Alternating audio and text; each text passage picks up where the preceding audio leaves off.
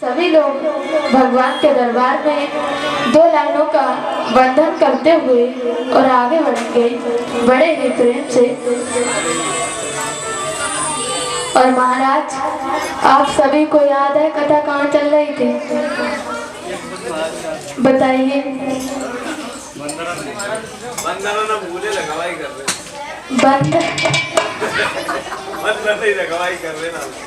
भैया परीक्षित महाराज बंदर की रखवाली कर रहे थे, भूल गए। चले गए भजन करे। अच्छा, तो भैया और लोग तो बैठे हैं यहाँ पर, इतने सारे लोग सुन रहे हैं, इन्हें तो पता होगा। आप लोगों को तो पता होगा, नहीं पता है तो याद करो, अभी पूछने वाले हैं, हम याद दिलवा रहे हैं, कहीं भूल ना गए हो। आइए पहले भगवान के दरबार में दो लाइनों का वंदन करते हैं, फिर आगे बढ़ेंगे।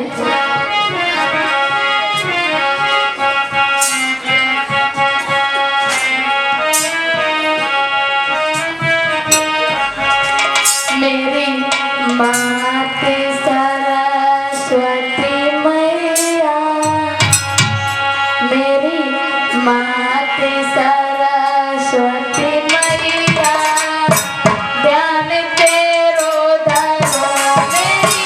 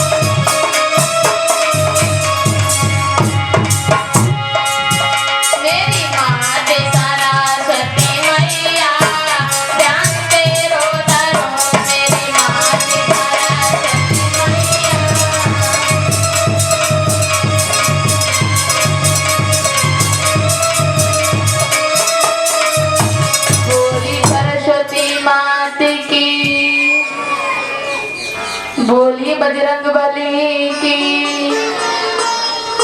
तो अब बताइए महाराज कि कथा कहाँ चल रही थी। अब तो याद आ गया होगा इतनी देर में, आया कि नहीं आया याद? मंदिर पे चल रही थी। अच्छा, हमें नहीं पता था।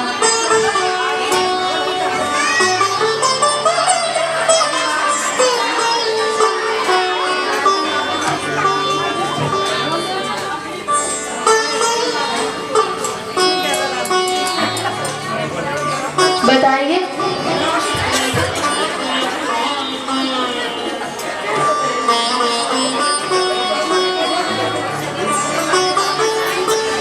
बताइए, पता है किसी को? आज श्रीमद् भागवत कथा को चलते हुए कौन सा दिवस है? कौन सा? तीसरा। हाँ, किसी किसी को ये भी नहीं पता होगा, भूल गए होंगे, है ना? तीसरा दिवस है आज। तो अब शीघ्र ही बता दीजिए, विलम्ब हो रहा है बहुत। कहाँ चल रही थी, कहाँ नहीं, बताइए।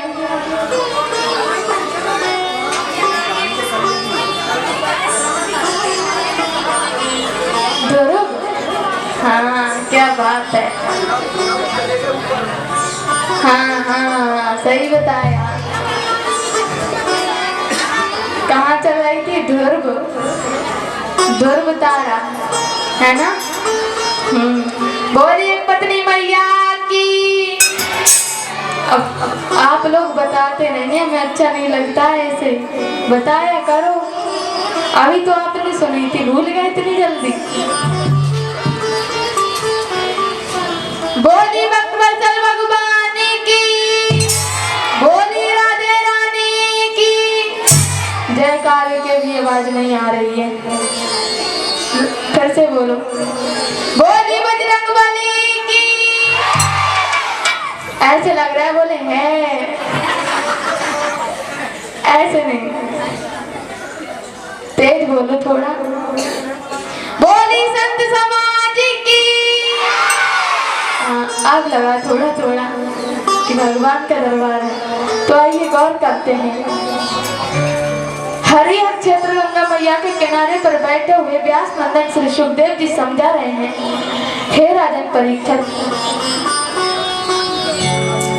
जिन प्रभु के द्वारा बना मानस परम पवित्र, यहाँ कहेंगे हम उन्हीं शिव के चारों चरित्र।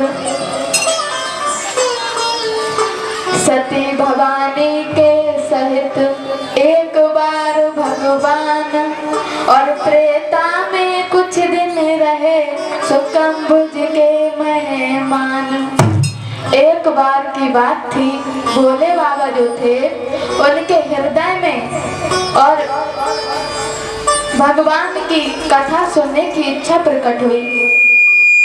जब उनके हृदय में भगवान की कथा सुनने की इच्छा प्रकट हुई तो वो जाकर के सती माँ को साथ में लिया और चल दिए। चले हैं तो जाकर के पहुँचे कहाँ? कुंभज ऋषि के आश्रम में। और साथ ही साथ ये भी बताएं कि वो समय कौन सा था, तो सुनो।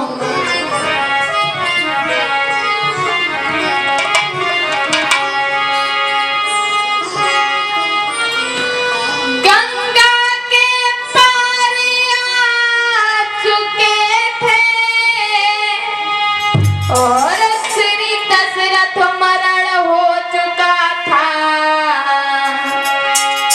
सुग्रीव मित्रता हुई न थी, पर सीता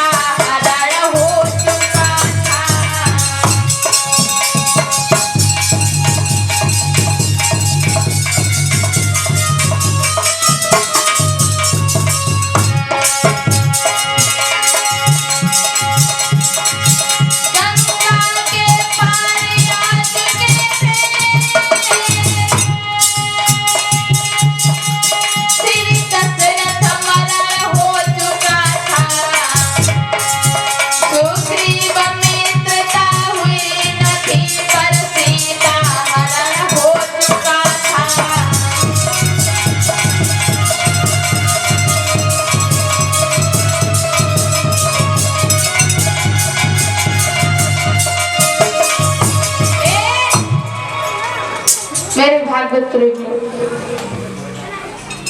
तो वो समय कौन सा था?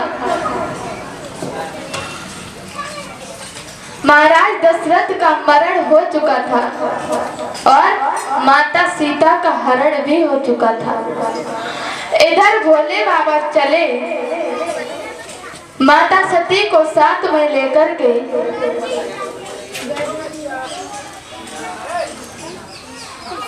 चले हैं माता सती को लेकर के कहा? कंबुज ऋषि के आश्रम में। कुंभज ऋषि के आश्रम में चले। और ये कुंभज ऋषि कौन थे? साथ ही साथ ये भी बताएं, ये कुंभज ऋषि कौन थे? तो देखिए, ये जो कुंभज ऋषि थे, इनका जन्म एक घड़े से हुआ था। इनका जन्म एक घड़े से हुआ था। किसका? कुंभज ऋषि का।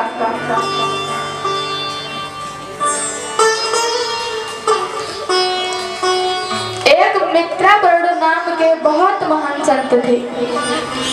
मित्रावरुण नाम के बहुत महान संत थे, जो अपनी कुटिया में तप कर रहे थे।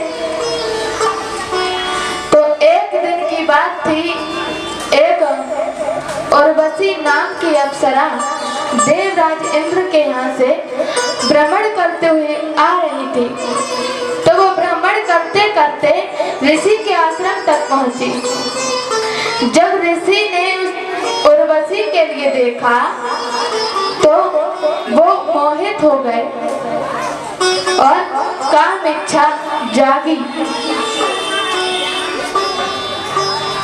तो इसी समय ऋषि के अंदर से एक तेज निकला, जो जाकर के एक कुम्हार के घड़े में गिर गया और ऋषि ने उस घड़े को बंद करके रख दिया। बाद में उसी घड़े से एक बच्चे का जन्म हुआ। और क्योंकि देखिए, वो एक कुम्हार का घड़ा था और घड़े को कुंभ भी कहते हैं, घड़े को कुंभ भी कहते हैं। तो उस बच्चे का जन्म हुआ तो उसका नाम घड़े के नाम पर पड़ा, क्या? कुंभज। और कुंभज ऋषि का एक नाम और भी है, क्या? अगस्त्य। अगस्त्य ऋषि ही कुंभज ऋषि हैं। ये वही कुंभज ऋषि हैं जिन्होंने समुद्र का अथाह जल पी लिया था। समुद्र का अथाह जल पी लिया था क्योंकि एक कुंभ से जन्मे थे। तो ये प्रजापति थे, कुमार थे, ऋषि भी थे। सप्त ऋषियों में इनका नाम आता है, लेकिन एक कुम्हार के घड़े से जन्म लेने के कारण ये प्रजापति थे। वैसे तो ऋषियों की और राक्षसों की कोई जाति नहीं होती, ये प्रजापति थे। और इन्होंने ही समुद्र का अपार जल पिया था। जिस तरह से घड़े में अपार जल आ जाता है, वैसे ही इन्होंने अपार जल को पी लिया था। इनका जन्म घड़े से हुआ और घड़े को घट भी कहते हैं, कुंभ भी कहते हैं। और घट के दो अर्थ होते हैं, एक तो घट मानी घड़ा और दूसरा घट मानी मन। कथा कैसे सुने? घट से सुने, यानी मन से सुननी चाहिए। घट से कथा सुने और हृदय में कथा को उतारे।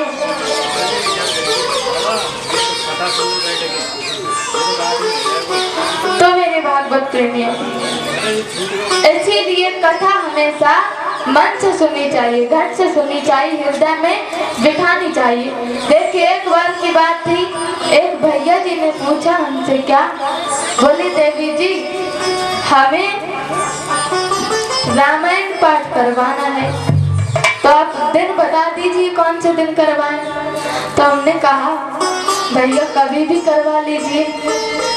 बोले, नहीं नहीं नहीं, कोई शुभ मुहूर्त बताओ। हमने कहा कल शनिवार है, कल ही करवा लो। बोले नहीं, हम शनिवार को कुछ नहीं करते। हमने कहा अच्छा। बोले हाँ, बोले शनिवार को नहीं, हम मंगलवार को करवाएंगे। हमने कहा ठीक है, फिर मंगलवार को करवा लेना। अब देखो 2 दिन व्यतीत हुए शनिवार के बाद, और तीसरे दिन उनकी माता जी ऊपर चली गई। हो गया रामायण पाठ। तो इसीलिए कहते हैं शुभ कार्य करने के लिए कभी विलंब नहीं करना चाहिए, समय नहीं देखना चाहिए कि आज नहीं कल करेंगे, कल नहीं परसों करेंगे। जब आपका मन हो तभी शुरू हो जाइए, समय नहीं देखना चाहिए। तो मेरे भागवत प्रेमियों, इधर चले भोले बाबा सती माँ को लेकर के पहुंचे अगस्त ऋषि के आश्रम में। जब अगस्त ऋषि ने देखा, कुंभज ऋषि ने देखा प्रभु को आते हुए, तो भगवान का पूजन करने लगे। जब भगवान का पूजन करने लगे तो भोले बाबा अपने मन में सोचते हैं कि कितने सरल हृदय के संत हैं ये, कितने कोमल हृदय के संत हैं। नियम के अनुसार तो मुझे इनका पूजन करना चाहिए, क्योंकि मैं कथा सुनने आया हूँ और ये वक्ता है, ये कथा सुनाएंगे और मैं श्रोता हूँ। मुझे इनका पूजन करना चाहिए। लेकिन देखो तो ये कितने अच्छे संत हैं, ये हमारा ही पूजन कर रहे हैं। अब देखिए यहाँ पर एक बात आती है क्या, जिसकी सोच जैसी होती है वो वैसा ही सोचता है। जिसका देखने का नजरिया जैसा होगा वो वैसा ही सोचेगा। अब भोले बाबा ने जब संत को देखा तो उन्होंने तो सोचा कितने कोमल हृदय के संत हैं। लेकिन जब माता सती का पूजन किया और माता सती ने जब देखा तो माता सती के हृदय में दूसरा भाव आया। माँ के हृदय में दूसरा भाव आया। मैया सोचती है कैसे संत है ये, अरे इन्हें ये भी नहीं पता कि कौन किसका पूजन करेगा, ये तो हमारा ही पूजन करने लगे। इनको तो कुछ पता ही नहीं है, इनका ज्ञान हमसे छोटा है, इनको कुछ नहीं आता। अब देखिए आ गई ना